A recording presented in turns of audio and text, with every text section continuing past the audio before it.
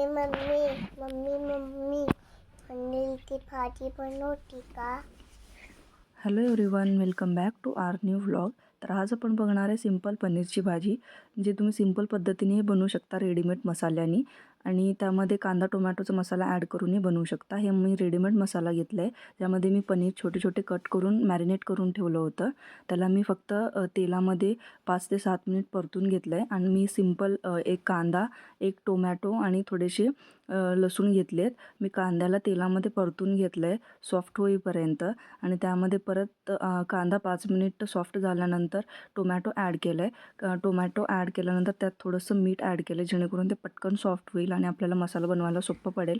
त्यानंतर जे आपण मसाला उरलेला होता रेडीमेड मसाला, ते मी एका वाटीमध्ये घेऊन त्यात थोडंसं पाणी घालून भिजवून ठेवलं होतं 5 ते 10 मिनिट. त्याला मी साईडला ठेवले भिजवून. जास्त पाणी पण करायचं नाही आणि जास्त घट्ट पण करायचं नाही. आणि इकडं आपलं मसाला तयार झालेला आहे. टोमॅटो सॉफ्ट झालेत, कांदे पण बऱ्यापैकी सॉफ्ट झालेत, म्हणजे कच्चे राहणार नाही तेवढं त्यांना परतून घ्यायचं.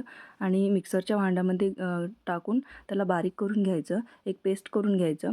2 ते 3 चमचे तेल घेऊन तुम्ही ह्यामध्ये खडे मसालाही ॲड करू शकता. मी नाही ॲड केले, कारण रेडीमेड मसाल्यामध्ये सगळंच होतं आणि मग ते फार तिखट होईल. लहान मुलं खात नाहीत, म्हणून मग मी डायरेक्ट ग्रेव्ही ॲड केली आहे. आणि जी आपण रेडीमेड मसाल्याची ग्रेव्ही बनवली होती ती ॲड करायचं आहे 5 मिनटं परतून. कांदा टोमॅटोची पेस्ट 5 मिनटं परतून ती ग्रेव्ही ॲड करायची आणि त्यालाही तेल सुटेपर्यंत परतत राहायचं, जेणेकरून त्या मसाल्यातलं तेल सुटून ते मसाल्यातलं जे कच्चेपणा असतं ते निघून जाईल. तुम्ही ॲडिशनल मसालाही ॲड करू शकता, नाहीतर स्किपही करू शकता. मी थोडंसं आमच्या घरात तिखट लागतं म्हणून मी वरून लाल तिखट ॲड केलं होतं.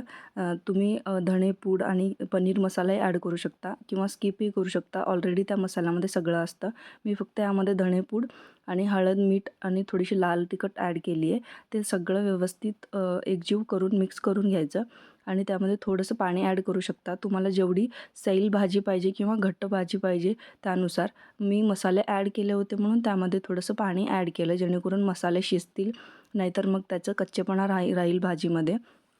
जे आपण मॅरिनेट करून थोडेसे तळून घेतलेले पनीर होतं ते आता मी भाजीमध्ये ॲड केले. आणि त्यानंतर ते सगळं व्यवस्थित मिक्स करून घ्यायचं. आणि त्यानंतर थोडंसं आणखी पाणी ॲड करायचं. आणि त्याला झाकून 5 ते 7 मिनटं शिजू द्यायचं. तुम्ही पाहू शकता तेल अगदी सुटलेलं आहे भाजीला. आणि वरून कोथिंबीर ॲड करून मॅरिनेट करायचं. आणि पाहू शकता चमचमीत अशी सिंपल तुमची झटपट बनणारी भाजी तयार झाली आहे. थँक्यू.